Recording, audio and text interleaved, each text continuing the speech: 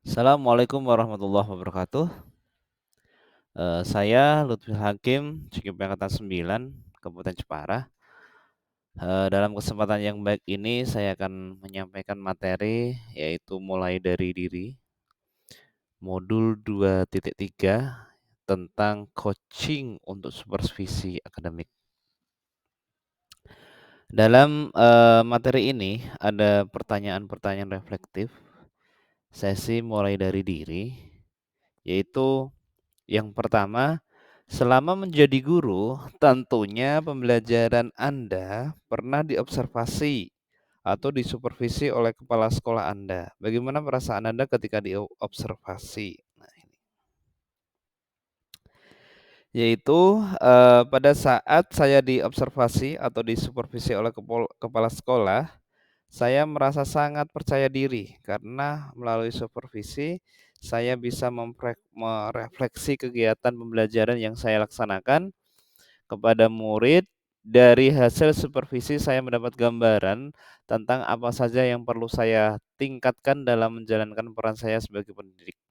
Selain itu, saya juga bisa membuat rencana tindak lanjut yang lebih baik sehingga saya termotivasi untuk mewujudkan pembelajaran yang mengakomodir kebutuhan murid. Maka dari itu saya selalu berusaha untuk membuka, menerima pendapat, masukan tentang cara mengajar saya dari perspektif pimpinan maupun rekan sejabat. Pertanyaan kedua, ceritakan pengalaman Anda saat observasi dan pasca kegiatan observasi tersebut.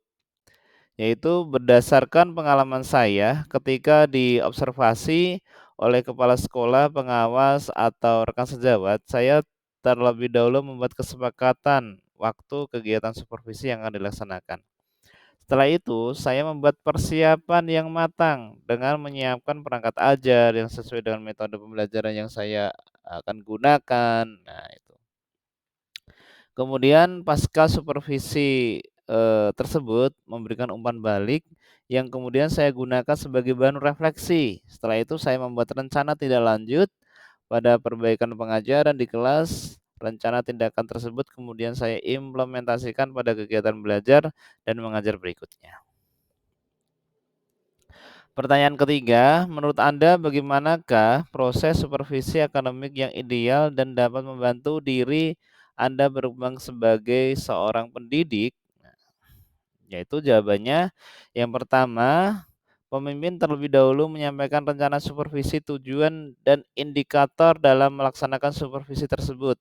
Proses supervisi harus dilakukan secara teratur dan terjadwal sehingga seorang pendidik akan selalu menyiapkan diri dengan baik dan perbaikan akan terus terjadi. Yang kedua, selain memiliki tujuan yang jelas, proses supervisi harus mengutamakan umpan balik yang konstruktif dan positif. Supervisi atau supervisor harus memberi umpan balik yang jelas dan spesifik mengenai kekuatan dan kelemahan dalam pengajaran serta memberikan saran dan rekomendasi yang dapat membantu meningkatkan kemampuan belajar. Yang ketiga, kegiatan supervisi akademik yang ideal memberi kesempatan kepada pendidik untuk mengemukakan pendapat, menyampaikan tantangan atau kendala yang dihadapi, serta mengemukakan bentuk dukungan yang dibutuhkan dalam meningkatkan efektivitas pembelajaran. Lanjut, eh, pertanyaan yang keempat, menurut Anda, jika Anda saat ini menjadi seorang kepala sekolah yang perlu lakukan supervisi, di mana posisi Anda sehubungan dengan gambaran ideal di atas dari skala 1 sampai dengan 10, situasi belum ideal 1 dan situasi ideal 10? Jawabannya, menurut saya, jika saat ini saya adalah seorang kepala sekolah yang belum melakukan supervisi, posisi saya sehubungan dengan gambaran ideal kegiatan supervisi, maka saya berada dalam posisi 8. Karena saya belum mempunyai pengalaman dalam memberikan supervisi kepada guru yang lain, saya hanya mempunyai pengalaman ketika diobservasi saja. Selain itu, pengetahuan saya mengenai hal-hal berkaitan dengan supervisi masih kurang sehingga saya harus terus belajar. Pertanyaan kelima, Aspek apa saja yang Anda, butuhkan untuk mencapai situasi ideal tersebut? Jawabannya, yang pertama adanya koordinasi yang baik antara pimpinan yang akan melakukan supervisi dengan pendidik dan yang disupervisi, dan kompetensi dalam pengembangan orang lain. Yang kedua, ketersediaan adanya dukungan dan pelaksanaan pembelajaran seperti sarana prasarana. Yang ketiga, adanya instrumen supervisi yang bersifat objektif. Kemudian, apa saja harapan yang ingin Anda lihat pada diri Anda sebagai seorang pendidik setelah mempelajari modul ini?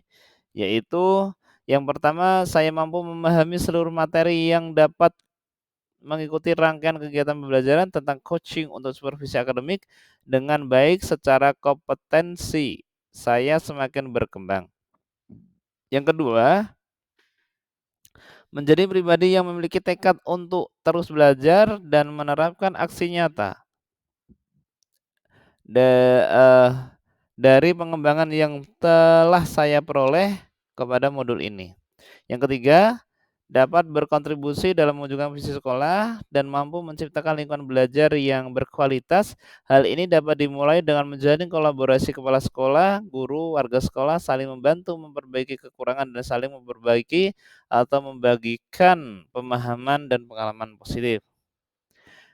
Lalu, apa saja kegiatan, materi, manfaat Anda harapkan dalam modul ini? Yaitu yang pertama, adanya kegiatan coaching atau mentoring yang, memfasilitasi guru dalam mengidentifikasi kekuatan kelemahan saya dalam mengajar serta membantu saya dalam merencanakan upaya perbaikan. Kegiatan diskusi dan refleksi lebih intensif sehingga memungkinkan saya untuk mendapat pemahaman yang lebih mendalam tentang, keterampilan coaching. Yang ketiga, adanya materi yang menjabarkan kode etik atau prinsip terkait kegiatan coaching untuk, supervisi.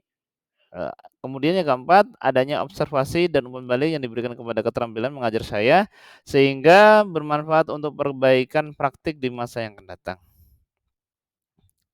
Cukup sekian, terima kasih, senyum.